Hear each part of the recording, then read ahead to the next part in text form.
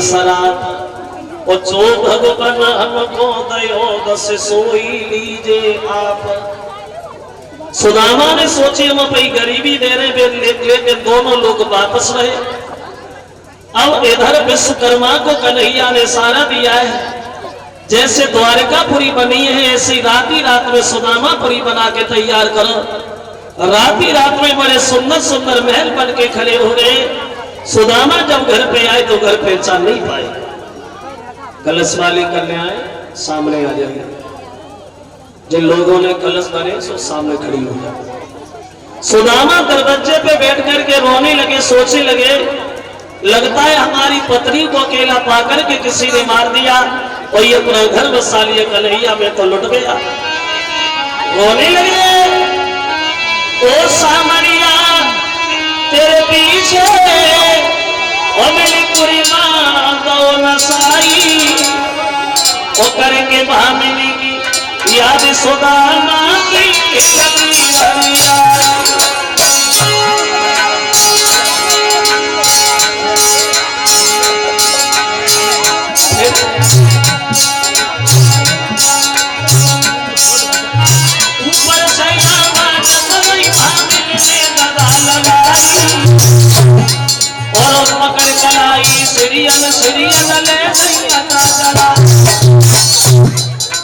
तो देखा पहचान तो ये घर में लिखा है बोली महाराज सब आपका ही तो है। सुदामा के बारे बड़े पत्थर दिल का निकला जो चलते समय भी तो उससे मन से नहीं बोला कन्हैया भूल।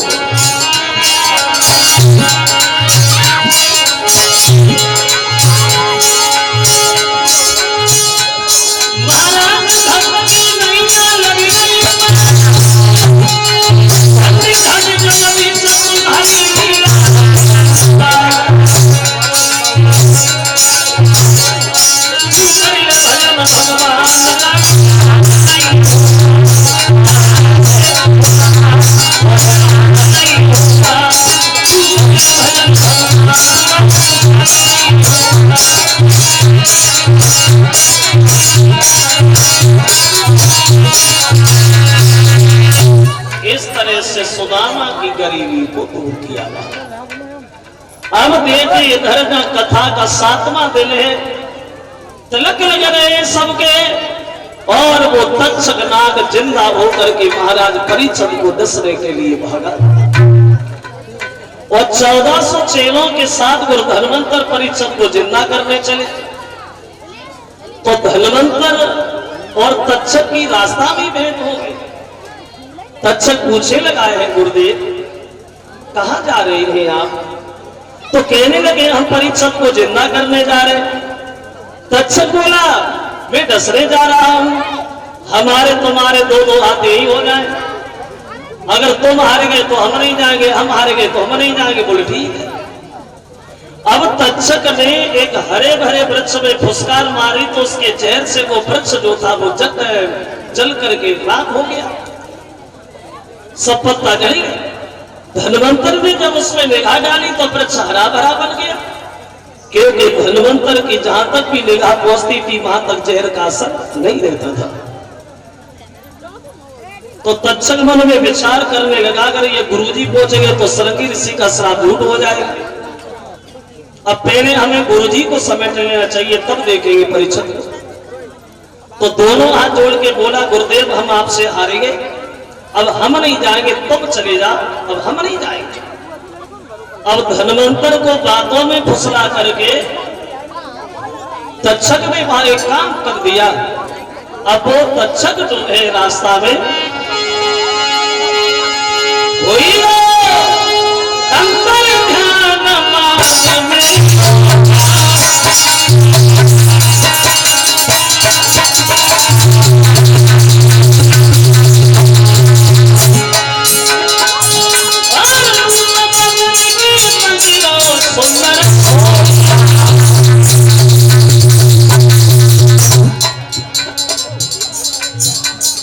सुंदर सी छड़ी बन गया, लेकिन धन्वंतर पहचान नहीं पाए, लोभ पड़ गए।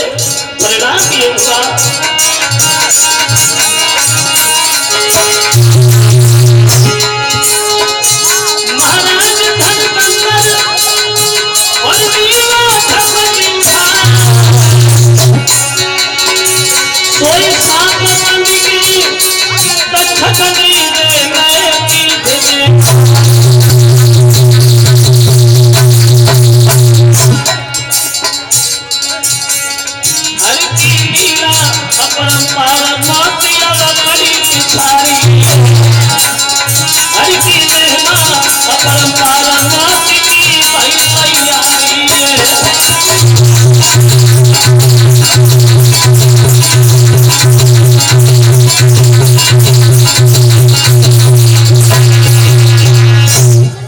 तक्षक ने सर्प बन करके धन्वंतर की पीठ में डस लिया।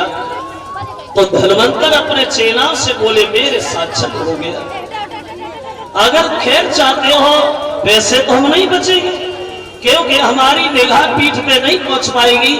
अगर हमें जिंदा देखना चाहते हो तो हमें जमीन में गाड़ो और 1 महीना बैठो हमारे पास और ढाक बजाओ तो हम जिंदा हो सकते हैं।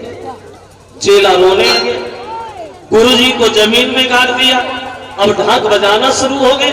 तो तक्षक मन में विचार करता ये दोबारा जिंदा हुए जा रहे। तक्षक फिर दौड़ा, चेला नहीं सुन रहे, ढाक बजाने में लगे और बोले अरे काले काले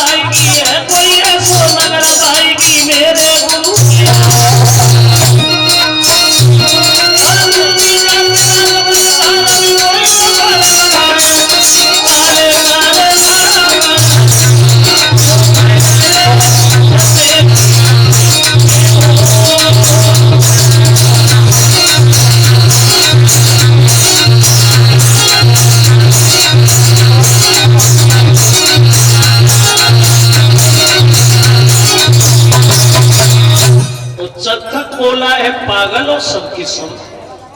भाई इन गुरुजी को उखाड़ के देखो, जिंदा हो तो ढाक बजाना, मर गए हो तो तुम क्यों मरे जा रहे हो। और चेला नहीं समझे, गुरुजी को उठा लिया। धन्वंतर ने उत्तर दिया अब हम नहीं बचे, वो अभी अगर कह चाहते हो तो हमारे मांस को हड्डियों में रख दो, रखने के लिए तुम 1 नहीं 1400 खा जाओ तो 1400 हमारी तरह धन्वंतर बन जाओ। और मांस हड्डियों में रख दिया। चेला रो रहे हैं, धन्वंतर का मांस हड्डियों में। तो तक्षक विचार करता है अभी तो एक ही धन्वंतर से परेशान थे, 1400 होने जा रहे। फिर भागा और चेला से बोला पागल हो, आज तक अपने गुरु के मांस को किसी ने खाया, जो तुम खाओगे नरक में भी जगह नहीं मिलेगी। अब चेला उनकी बात न समझ पाए, तक्षक ने सब हड्डियां जो थी वो गंगा जी में फेंकवा दी। हड्डियां तो डूबती चली गई, एक हड्डियां कृपा भगवान की रही जो उछलती डूबती हुई बंगाल में पहुंच गई। उधर एक बंगाल की स्त्री पति से झगड़ा करके आई गंगा जी में जान देने के मरने, तो उसने धन्वंतर के मांस को पहचान लिया और उसने वो मांस जो था वो खा लिया। अब हुआ ऐसा तो हड्डियां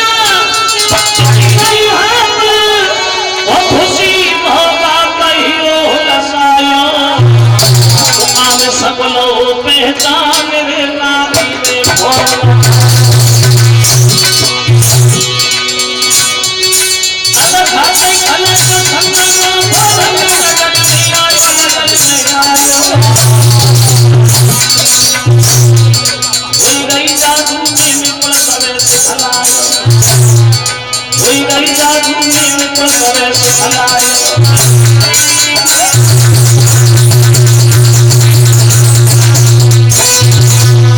तक्षक जो है हड्डियां गंगा जी में फेंकवाता है, लेकिन उस स्त्री ने वो मांस पहचान लिया, खा लिया और बंगाल में जाकर उसने ये जादू सबको सिखा दिया।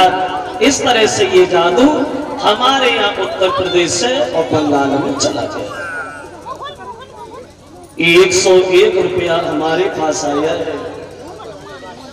बाबा पंचम सिंह जनता इंटर कॉलेज नगला लक्ष्मण शंकरपुर उनकी तरफ से और 101 रुपया दुष्यंत यादव ये धूरी हार के रहने वाले हैं। और